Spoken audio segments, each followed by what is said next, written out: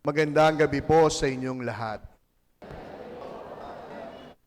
Sa ating unang simbang gabi, madilim-dilim ang paligid, tahimik ang mga kalsada, marahil inaantok ang mga mata, pero hari nawa gising ang ating mga puso. Bakit? Dahil meron tayong inaasahan, meron tayong hinihintay, may pag-asa tayong pinananabikan. Ito ang siyang diwa ng ating simbang gabi. Hindi ito para sa mga perpekto o walang kamalian, kundi ito ay para sa mga tanging pag-asa na lamang ang kinakapitan. Ang simbang gabi, kung ating titignan, ay panalangin ng mga taong umaasa. Sa Pilipinas, ang simbang gabi ay isinilang mula sa karanasan ng kahirapan at pagod. Sapagkat traditionally, ito nagsimula sa mga magsasakang gigising ng umaga, nag-aagaw ang gabi at ang liwanag upang magtrabaho sa bukirin. Uunahin muna ang Diyos na parang sinasabi, Panginoon, bago ang bukid, bago ang trabaho, ikaw muna. At ito ang siyang tunay na pag-asa. Hindi dahil madali ang buhay, kundi dahil may Diyos tayong pinanghahawakan kahit mahirap ang ating hinaharap. Kaya ito po ang siyang paalala ng ating Ebanghelyo. Dahil may pag-asa, may darating. Sa Ebanghelyo, ipinapaalala sa atin ni Juan Bautista, kinakailangan maghanda. Maging gising. Maghanda sa lubungin ang Mesiyas na paparating. Hindi po ito isang babala ng takot, kundi isang paanyaya ng pag-asa.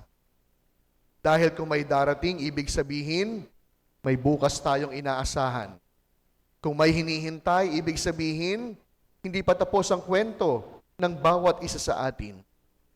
Ang pag-asa ng Kristiyano ay hindi po yung bahala na si Batman, kundi ang pag-asang pinanghahawakan ng bawat Kristiyanong binyagan, may darating.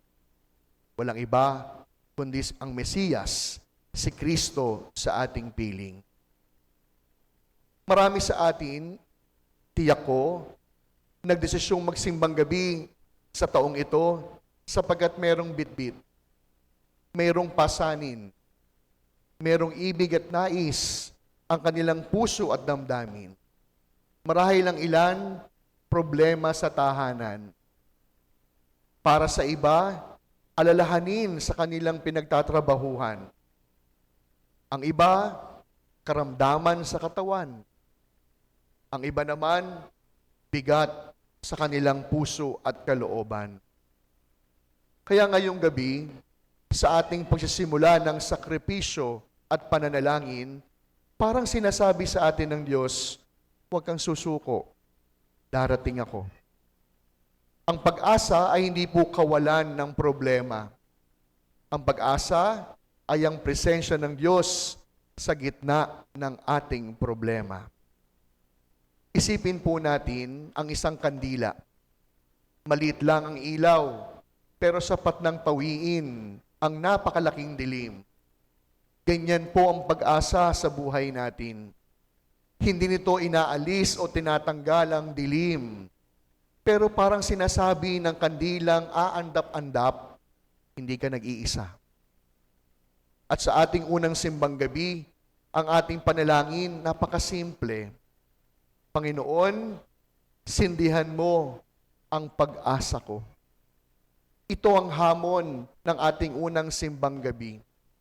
Kaya't habang magsisimula tayo ng ating simbang gabi, huwag lamang tayo magsimbang gabi para sa pamahiin o tradisyon. Huwag lamang magsimbang gabi para matapos ang siyam. Huwag lamang pumasok ng simbahan, dalang panalangin at kahilingan. Kundi tapusin ang siyam na gabing ito, bitbit ang pag-asa. At kapag lumabas na ng ating simbahan, dalhin natin ang liwanag ni Jesus. Maging liwanag at pag-asa sa ating sariling pamilya at tahanan, maging pag-asa kahit pa sa kapwa na nakakasalamuha, maging pag-asa para sa mundong pagod na. Kaya nga po, sinimulan natin ang ating pagdiriwang sa pagsisindi ng ating mga parol, sa pagliliwanag ng ating simbahan. Nung ginagawa po, kinoconceptualize yung ating plano, isa lang po yung pakiusap ko sa ating mga volunteers. Gawing maliwanag ang ating simbahan. Maging liwanag ang ating parokya sa bawat nadidiliman. At yun po yung panalangin ko, na sa pagdaan ng mga tao sa ating simbahan, hindi lamang po mag-aantanda ng krus, hindi lamang titigil upang magdasal, sa pamamagitan ng mga ilaw na may sindi, mapapanibago ang pag-asa sa buhay, lalo pat marami tayong pinagdaraanan bilang isang sambayanan.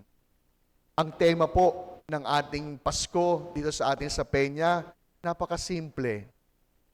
Sa Peña, ang Pasko ay pag-asa. Nawa sa pamamagitan ng mga liwanag ng ating mga parol, sa pamamagitan ng ganda ng bawat dekorasyon, huwag lamang sana tayong maaliw sa pagtingin, kundi lagi nating maalala ang liwanag na ito, simbolo ng liwanag ni Kristo. At anumang dilim na bumabalot sa atin, hayaan natin ang liwanag ni Jesus ang siyang pumawi sa bawat dilim na ating pinagdaraanan. Nang sa gayon, tunay na ang Pasko sa Peña ay pag-asa. Kaya sa pagpapatuloy po ng ating pagdiriwang, alam niyo sa pamamagitan ng pagsusuot ng pula, although yung iba hindi nakatanggap ng memo, sa inyong bawat bitbit na 1 kilong asukal, kapatid, 1 kilong asukal lang yan, pero pag-asa ang tawag dyan. Yung binitbit mong asukal, isang pamilya ang sasaya. Pag-asa ang tawag dyan. Kaya pakiusap ko po sa inyong lahat, mga minamahal kong parishioners, huwag niyo pong katamaran, huwag niyo pong kakalimutan, huwag ninyong hihindian ang pagbitbit ng ating Kris Kringle. Palagi kong paalala, kapag nabigyan ng pagkakataong gumawa ng mabuti, huwag papalampasin. Baka hindi na yun dumating. Sa bawat 1 kilong asukal, sa ilang pirasong 3-in-1 na bibit-bitin, nang ayon sa abang nakayanan, nagdadala tayo ng pag-asa sa bawat pamilya makatatanggap nito sa Kapaskuhan. Sabi nga ng ating panalangin, sigurado sa Pasko, sa pag-asang bitbit mo, may pamilyang sasaya, may mag-anak na mabubusog. Tunay na sa Peña, ang Pasko ay pag-asa. Kaya sa pagpapatuloy po ng ating pagdiriwang, nawa lagi tayong mapaalalahanan ng ganda ng dekorasyon ng ating simbahan, ng liwanag ng bawat palamuti. Si Jesus ang ating Pasko, si Jesus ang ating liwanag, si Jesus ang ating pag-asa. Amen.